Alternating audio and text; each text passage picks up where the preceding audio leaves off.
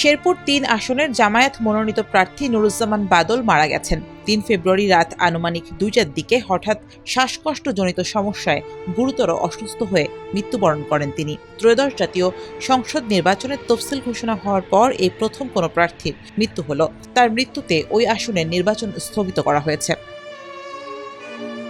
নুরুজ্জামান বাদল ছাড়া শেরপুর ৩ আসনে প্রতিদ্বন্দ্বিতা করছিলেন বিএনপি মনোনীত প্রার্থী সাবেক সংসদ সদস্য মাহমুদুল হক রুবেল, ইসলামী আন্দোলন মনোনীত প্রার্থী মুফতি আবু তালেব মোহাম্মদ সাইফুদ্দিন, বাংলাদেশ সমাজতান্ত্রিক দলের মনোনীত প্রার্থী মোহাম্মদ মিজানুর রহমান ও বিএনপির বিদ্রোহী প্রার্থী আমিনুল ইসলাম বাদশা। জামায়াত প্রার্থীর মৃত্যুর পর ওই আসনের নির্বাচন নিয়ে প্রার্থীদের মধ্যে শঙ্কা তৈরি হয়েছে।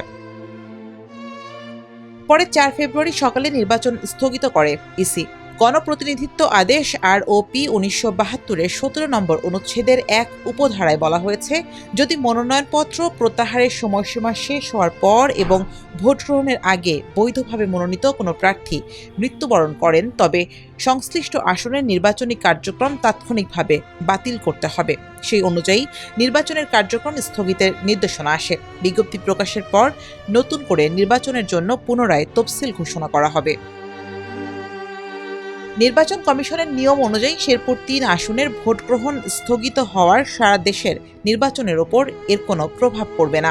এই আসনে নতুন তফসিলের মাধ্যমে পুনরায় ভোট হবে। এক্ষেত্রে যারা আগের তফসিলে বৈধ প্রার্থী ছিলেন তাদের নতুন করে মনোনয়নপত্র বা জামানত জমা দিতে হবে না। তবে এই সুযোগে নতুন কোনো প্রার্থী চাইলে নির্বাচনে অংশ নিতে পারবেন। স্বতন্ত্র প্রার্থীর ক্ষেত্রেও যদি তিনি বৈধ ও প্রতিদ্বন্দ্বী প্রার্থী হয়ে থাকেন, তবে তার মৃত্যুতেও একই নিয়ম প্রযোজ্য হবে। গত ২৮ জানুয়ারি ঝিনাইগাতি মিনি স্টেডিয়ামে প্রার্থীদের ইশতেহার পাঠ অনুষ্ঠানে এই আসনকে কেন্দ্র করে বিএনপি ও জামায়াতের নেতাকর্মীদের মধ্যে ব্যাপক সংঘর্ষ হয়। ওই সংঘর্ষে গুরুতর আহত শ্রীবর্দী উপজেলা জামায়াতের সেক্রেটারি রেজাউল করিম পরে মারা যান। এ ঘটনায় ৩ ফেব্রুয়ারি গ্রেফতার করা হয় ঝিনাইগাতি উপজেলা যুগ্ম আহ্বায়ক ও স্বেচ্ছাসেবক দলের নেতা মাহমুদুল হাসান রুবেলকে।